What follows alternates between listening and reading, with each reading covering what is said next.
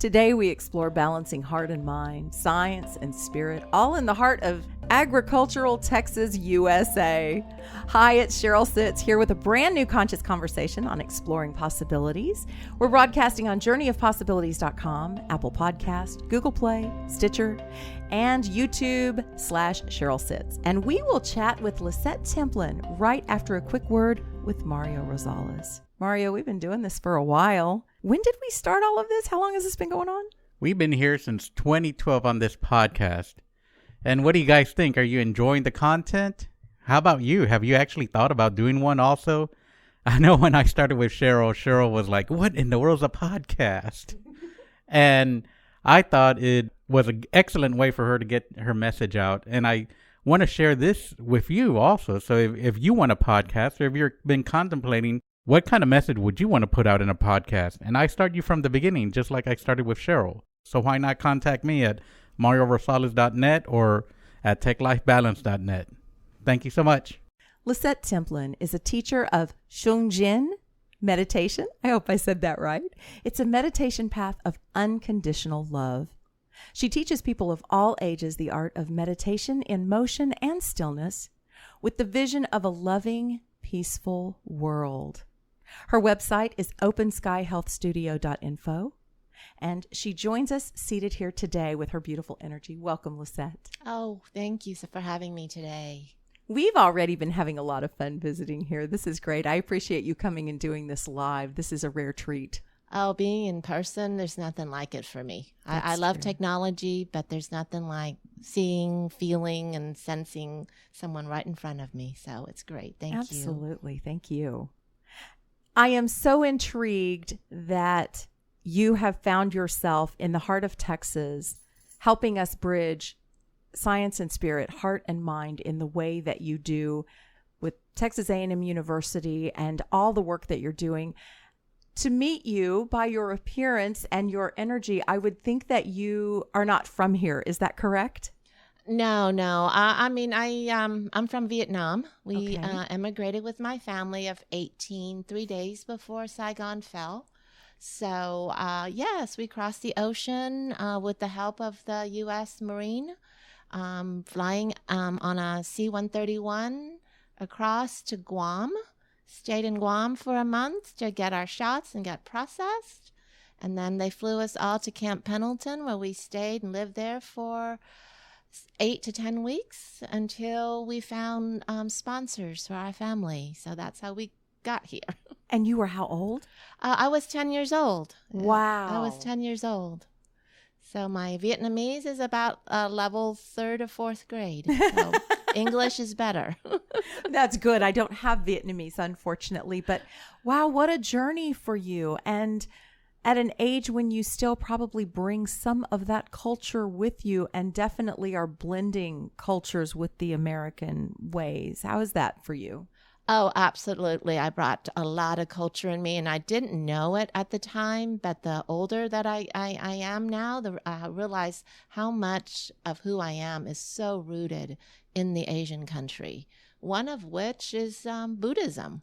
Yes. Yes. Now, what's funny about that is I went to a Catholic school in Vietnam, in Saigon, and my grandmother was a Buddhist nun.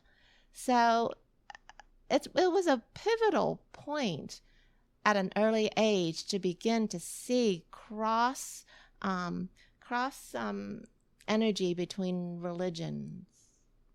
And the two can be compatible. It's Absolutely. so funny that I tell people that I embody a lot of the Buddhist principles in my life, and they're like, well, I can't do that because I'm Christian. The two can totally coexist.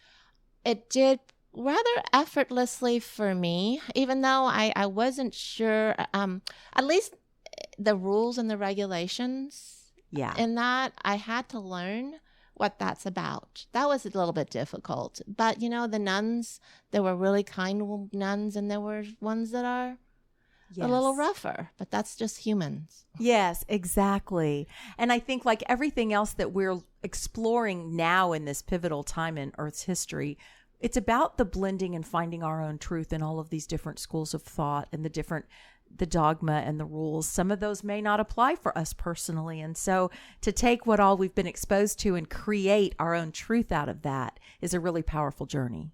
Absolutely. You're given a seed. Yes. And what do you do with that seed? I every day, as I remember, was a struggle after I've come here with my family. But that struggle now has been phenomenal. That was all survival, but now I'm realizing that I don't have to be in the survival energy anymore. And now I get to thrive and then help others to cross that barrier of surviving to thriving. Yes. I think that's something we can all relate to, and whatever our background is, we're all here healing some wounds and learning to go from surviving to thriving. And it's a real potential. Yes. It's very possible. So I guess where I'd like to go from here is kind of into Sheng Zhen and how you felt guided to bring this to a very scientifically based community in Bryan College Station and Texas A&M and the nutrition work, all of that. How did that spark get started for you? Succumbing to stress. All my life, part of survival was to get out of the heart and into the mind for me. As long as I don't feel I can get up the next day and tackle anything and check off the box of success. So not feeling, which is, it's understandable. It's totally understandable. But then the mind gets to be on overdrive all the time. And what happened was the mind is moving so much faster than what the human body is capable of. And so it sent my body into a lot of stress and illness. Mm-hmm. And then my mother and my aunts are always telling me, you're always in your head. You're always in your head. I'm successful because I'm in my head. Right. That's what we believe as Americans. That's where the success is in my mind. Yes. I've got a master's degree. I work in a corporate architect's office. I am project architects. Everything spelled success for me. I own a photography studio, but the failure meter was recorded by my body. Where, my immune system was acting up. I was losing so much weight. A lot of people who stress tend to gain weight. For me, disappearing seems to be another survival mechanism. Just getting smaller and smaller. That was how I survived.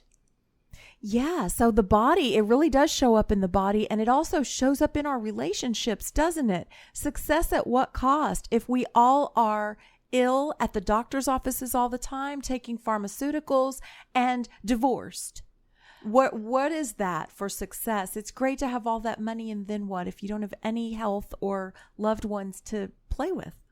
Absolutely, but what's even worse is I could handle it for me, but it was when it was affecting my children. Yes. That was my true wake-up call. I thought, you know what? Get up, go to work. That's what people do. If you don't, you're just kind of a pansy, right? Yeah. You're making excuses.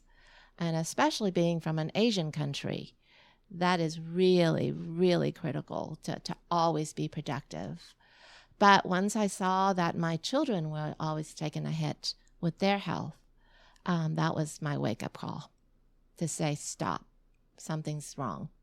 So did that involve a move to this new location? Did you change geographically to make this change? How did you go from successful corporate mind-based woman to teaching meditation and unconditional love?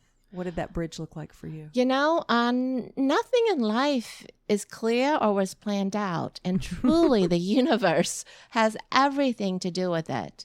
When I started to saying, help, I need help, I don't know what to do, little things starts to happen. When I was photographing a CEO from one of the major hospitals in Clear Lake, that's where we lived in Houston. she said, there's something about you that's very calming. What are you doing? I says, well, I started practicing Tai Chi with my meditation, and that's what is keeping me sane at this point in my life. And she said, will you teach that to my doctors and nurses?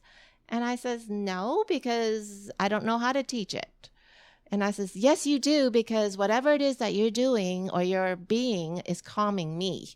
So I need you to just make up a class and come to my hospital and teach.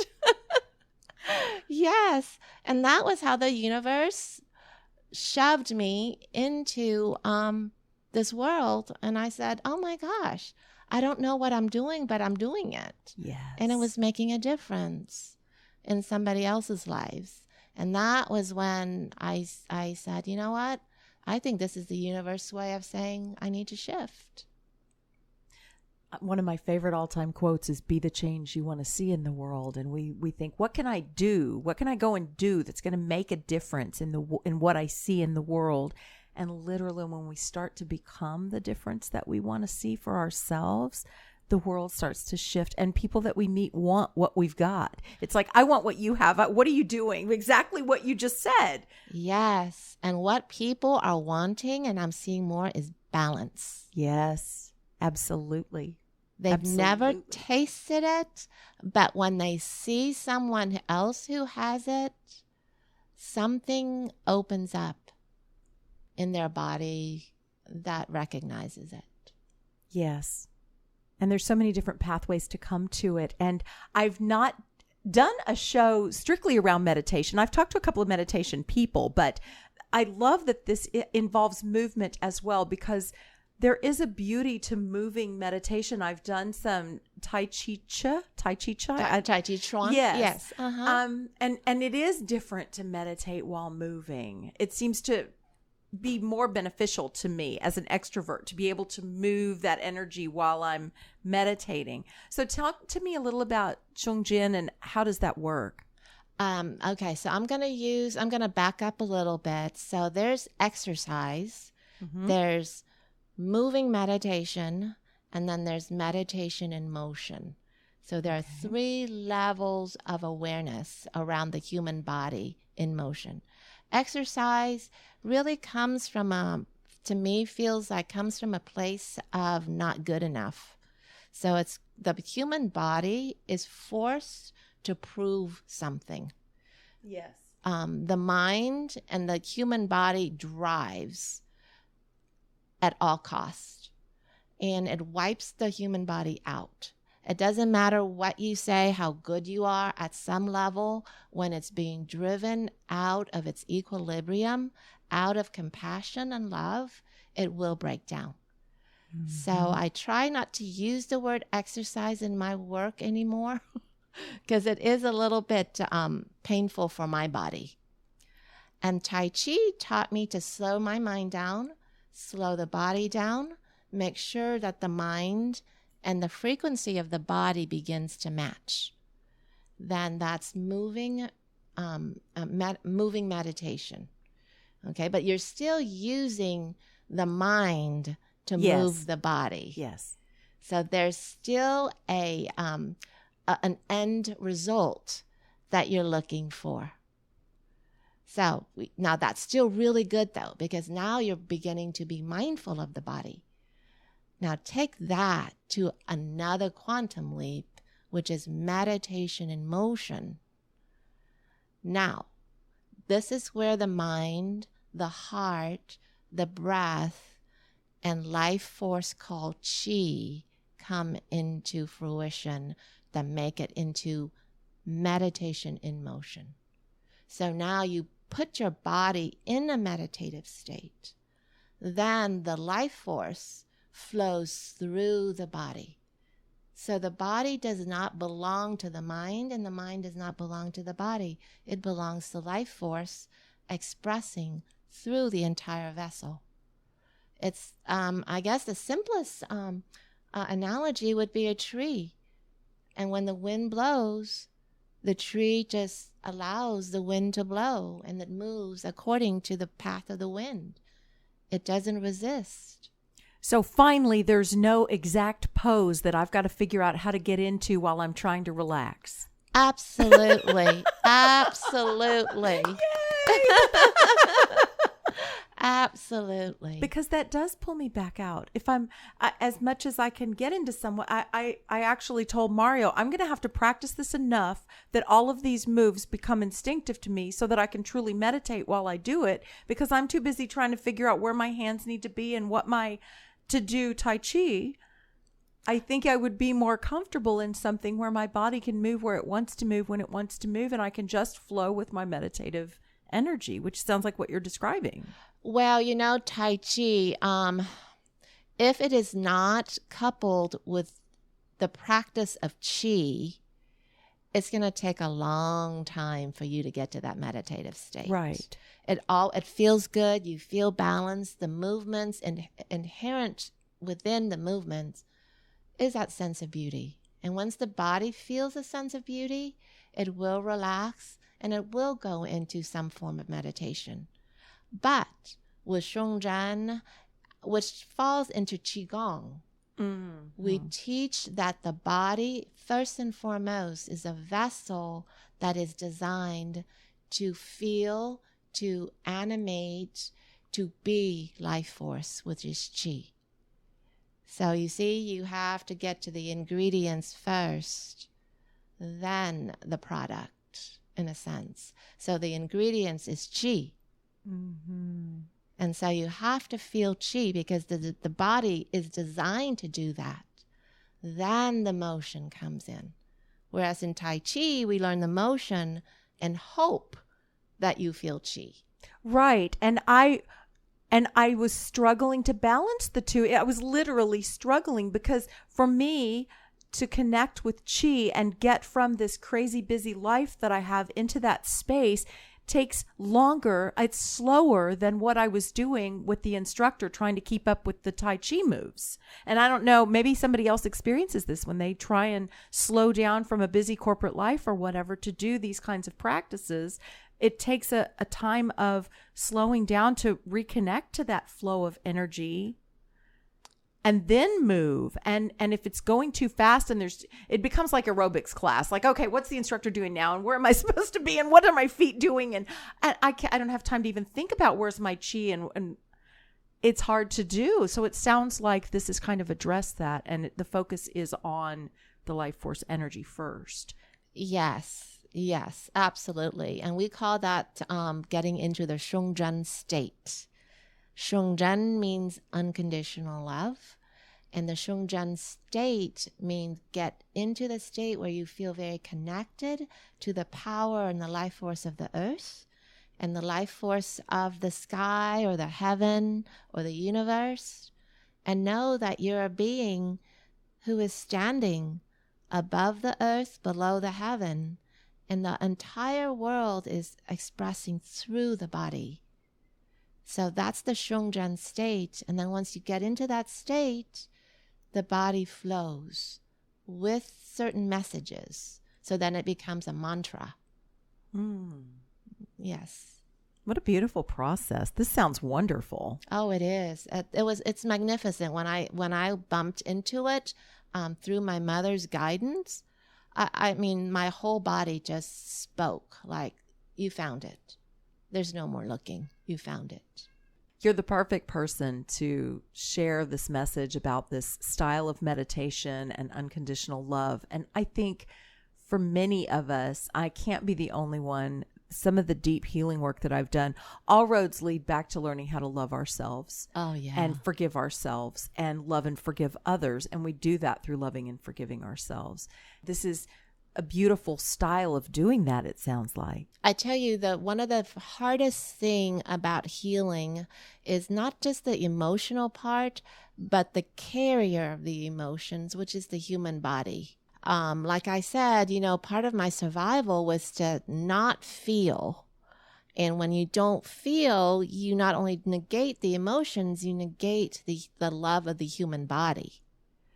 So this art introduces the beauty and the belonging of the human body back into the healing process.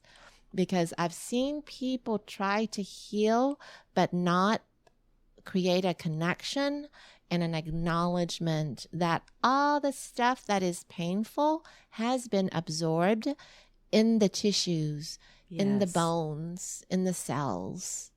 And to heal the emotions will also heal the cells, the bones, and the tissues. But at some level, you have to say, oh, my body, I like you. Yes. I like you a lot. And then, oh, I kind of love you. Yeah. Yes. So that we're not always trying to exercise and fit into a different body. The one that society thinks we ought to have. Yes. Yes, exactly. So when we move, the movement mimics nature. It's absolutely, we become the waves and the wind. And then there's no judgment because everybody can be the wave and the wind, their own wave and their own wind. There's no measuring, how far, how fast, how there's no number behind how waves and wind flow. Right. So that's part of honoring the body. And with my students, even though they're young, they have that disconnection also. Yes.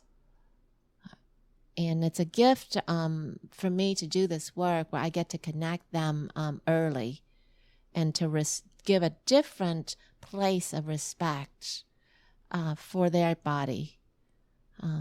So that's one of the first steps that we go through.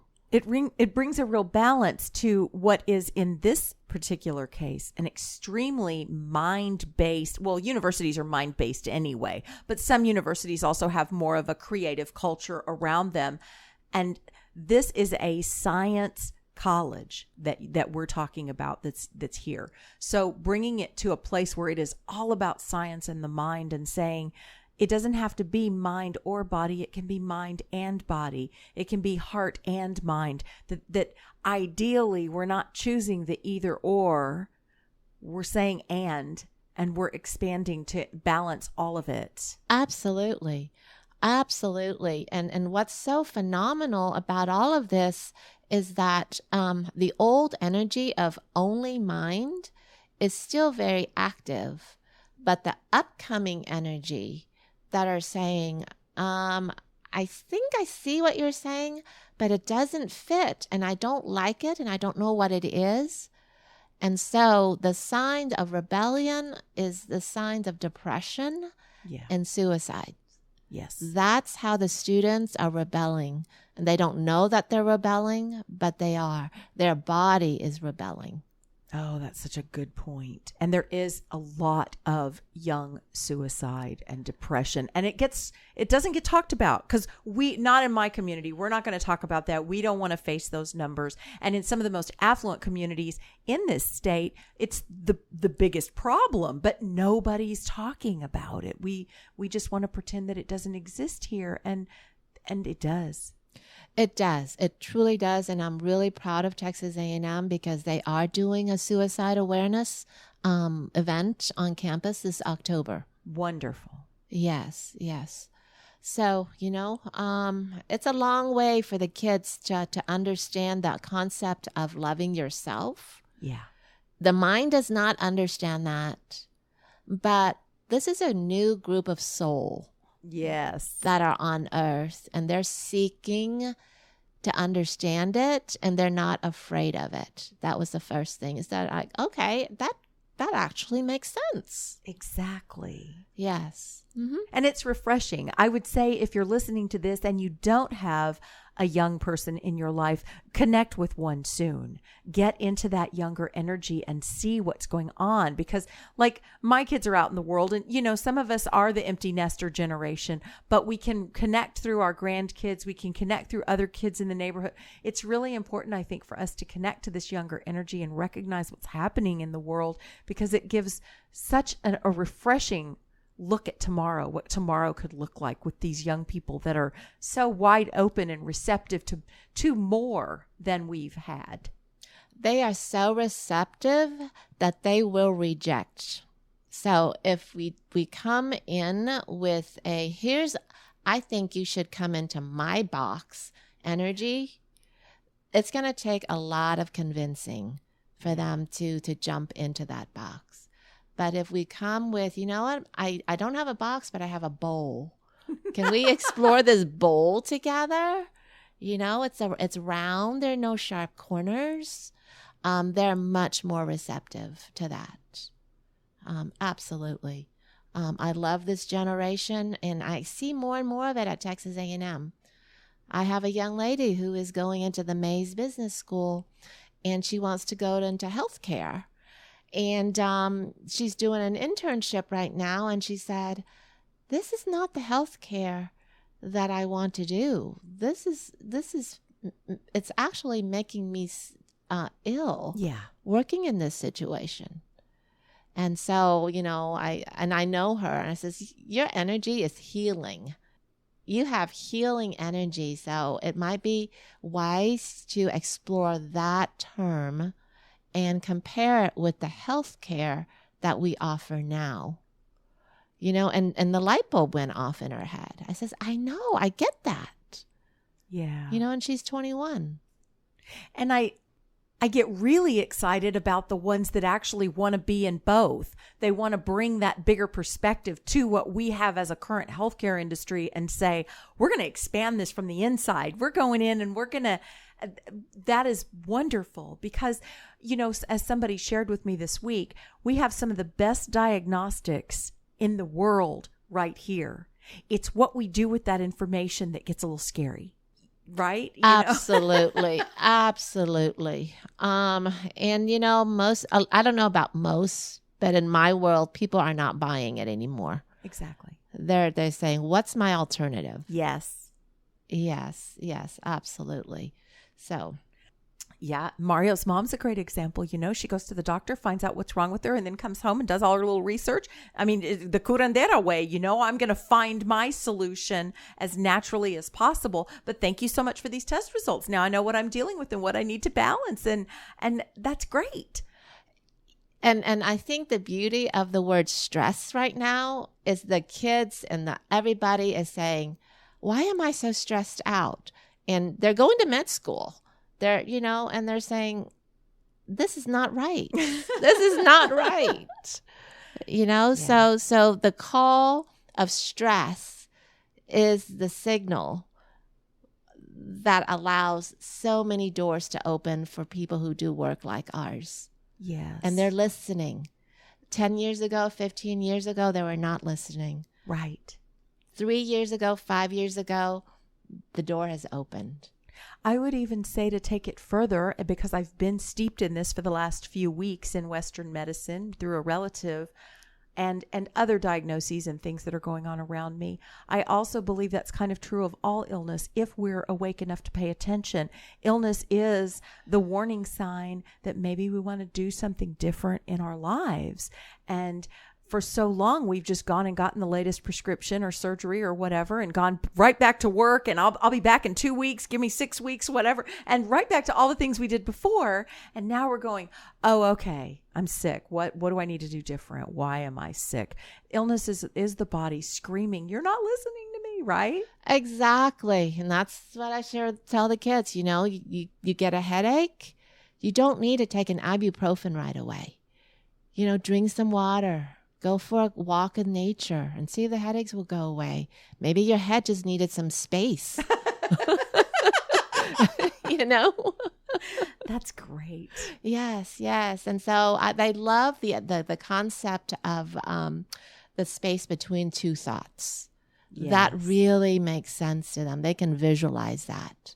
So that's what we do. There are 3 functions in Sheng Zhen.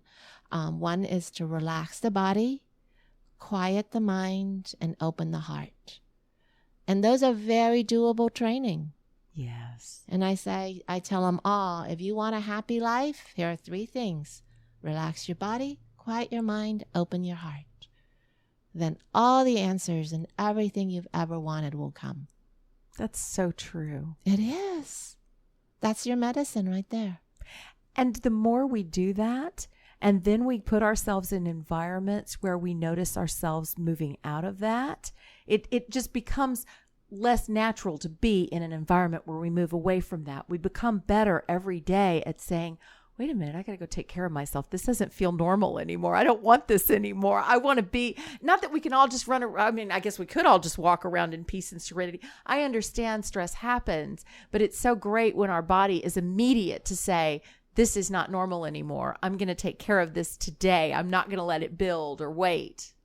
Yes. Yeah. But then, stress and the ride becomes joyful. Yes. That's the difference. It's not that stress will always, but then the word will change. Right. It'll be an adventure. Yes. There's a movement we call traveling eastward across the ocean. And traveling eastward represents unification, purity, divinity, compassion, wholeness. The trip to that is pretty wavy. There are lots of storms. But at some point, you quit bracing yourself and get smashed against the boat.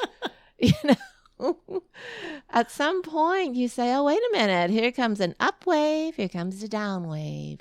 Up wave, down wave. And then the sea calms. And then it's like, okay, another storm will come, but we know what to do. This is gonna be fun. Yeah. That's the truth. Not life is not gonna be less stressful because that'll be too boring. Right. Right. And we won't grow. So, yes. Love that. Yes. Let's talk about nutrition because that's a big part of who you are and what you represent and what you teach to young people. What is the role of nutrition and how does that play out for you in the work that you do? My journey towards nutrition was when I was looking for a meditation path. And the path that really resonated with me was Kuan Yin meditation. And I still practice that with my master, Supreme Master Ching Hai. And her first message was compassion is absolutely one of the highest frequency in the human heart. Yes. So she said, you don't have to follow this meditation path, but if you wish to do that, you must stop eating meat. Mm-hmm. And I thought about it, and it was so funny. My husband and I were in Venice and for our honeymoon, and I looked at this pepperoni pizza that we got on the Piazza San Marcos, and I couldn't eat it. I just said, I just can't. And I pushed it to him. He ate it, and he says, this won't last. That was 1993, and I never looked back. Wow. Yes. And so for me, food and compassion go hand in hand together. Food and compassion and the human body go hand in hand together. And so when we open the human heart and we unravel the heart, we unravel all the complicated, prickly emotions. And if we soften the heart, what we find is the higher frequency emotions that is in the heart, which is compassion, mercy, grace, forgiveness. Those are really high frequency emotions. And that's why opening the human heart is so critical. Not to be weak, because those emotions are not weak at all.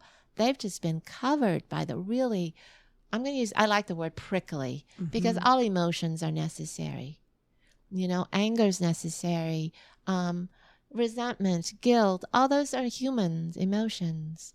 But if we can unravel those, what we truly find are mercy, compassion, forgiveness. And that's why the heart-mind space has to come from compassion, because we get to the human heart, and if we keep bumping against anger and resentment, then the mind's going to feed right off of that.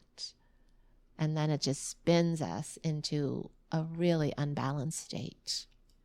One of the things that I've noticed as you were talking is, as I've moved into some of those higher emotions, I find that I'm just generally uncomfortable in them for very long. I haven't spent much time in them through the course of my life. Those are the ones that I closed down and moved away from earliest because I was angry. I was, abused. I was whatever. So I shut all that away. It can be interesting to try and become comfortable in those higher vibrations when they're still kind of new. And I noticed that I medicate myself to numbness with food sometimes, sugar and food, because I don't know what to do staying in that state all the time. Have you had people share that with you or any experience of that yourself? I tell you, compassion is really hard to maintain because the judgment mind pop in from all directions simultaneously. They don't just pop in from one clear direction.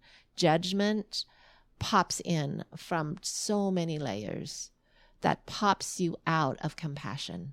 Well, and feeling the pain that is bringing the compassion. I'm so empathic, and feeling the pain and feeling my compassion can be so uncomfortable for me. It's like, okay, I need to eat some sugar. I need to eat I go straight for the. Yeah. I've noticed that's what drives it now. It used to be that I didn't want to feel my body because it had been hurt. Now it's really a discomfort with some of the emotions that I haven't spent a lot of time with in my life. Okay, so the remedy to that is chi. Chi is life force. My master always says, wherever there's chi, there's love. Okay, so now we're going to go back to talking energy now. So energy is still a very coarse level, and we feel energy through our emotions. The breath begins, if we slow down the breath, we be more aware of the breath, we'll be more aware of chi. When we relax the body, we get to say, oh my goodness, I feel life force. And when you feel life force, you start to what we call reverse engineer. Life force is more refined than energy. Chi is much, much more refined than the breath. Chi, where did chi come from? Chi gave birth to energy. Energy gives birth to emotions, and the emotions give birth to more of the coarse materials. So if we start backtracking and reverse engineering that, we find chi, which is capable of being sensed by the human body because it's designed to do so. So then where did chi come from? Chi comes from unconditional love. So when we practice chi, we practice to be in the field of unconditional love, and we use chi to unravel the heart. We don't use the mind to unravel the heart. We use the power of intention and the ability to play and allow chi to massage our body, to heal the very difficult emotions. And then it unravels. It's like the heart it's like, my friend used the word concretion. It's like a block of concrete. And then if you allow chi to gently penetrate like silk or like a soft breeze, it caresses and starts to break up the concreteness, but not in a forceful way, like a breeze, like a gentle hug. And then over time, the heart breaks open, and what you find is true compassion that's already within you. It's just been cemented over. So my work has taken me to into some of this, but then I find that I move in and out of it. So it sounds like this would be my daily practice to keep it in my life every day. Okay, so now I got to move to Bryan College Station. Oh, so I can study. Oh, okay. This sounds wonderful. This really sounds like a beautiful process. It is. Yes, it is. And something that I hope is connecting with people that are similar to me in the sense that this culture doesn't present us with this information and this opportunity and this invitation. Our mainstream life in corporate America does not bring us this information. So that's why I love doing this podcast, because it finds its way into all kinds of interesting hands and hearts and lives, to be able to plant seeds where people can find what they didn't even know they were looking for, that's an answer for them. Oh, absolutely. And you know what? The beauty of this art is it touches everyone, because if someone allows their body to feel chi, they will never forget it. It is such a, my teacher says, it is so yummy. It is so delicious that you will never forget it. And as you crave it, that is how your higher vibration is enticing you to go back home. Yes. And so my young kids at A&M, they're ready. They're saying, help me. I don't know what's out there, but what I feel is not who I am. So when they feel chi, they're all over it. It's like a candy store to them, and they love it. And it's really has been effortless. This is my 3rd year there, and I was quite anxious. Oh my gosh, this, and I was telling myself all these stories. This is a Christian community, this is a conservative community, but there's this channeling in back of my head that says, no, this is a different group of soul. They're looking for a different space. And I had to keep reminding myself. And oh my gosh, that's the truth. It's the truth. They're ready. They are, I am. Yes. This is beautiful. I'm so glad that you came to be here in person today with us and share this beautiful message. And I like to wrap up my shows by asking guests if you have a parting thought that you want to leave the listener with today. Yes, my teacher taught me how to be strong, but not hard. Be soft, but not weak. That has been my lifelong training. It's good. Yes. That's real good.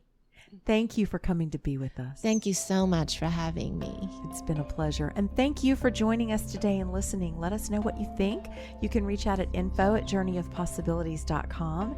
And if you get something out of this show, we'd love for you to give us a little support so we can keep bringing it to you. And you can also do that at journeyofpossibilities.com/support. If you aren't able to do it financially, why not just hit the ratings on the show and rate us so other people will find us and they can discover chi for themselves too. And we will see you next week on Exploring Possibilities.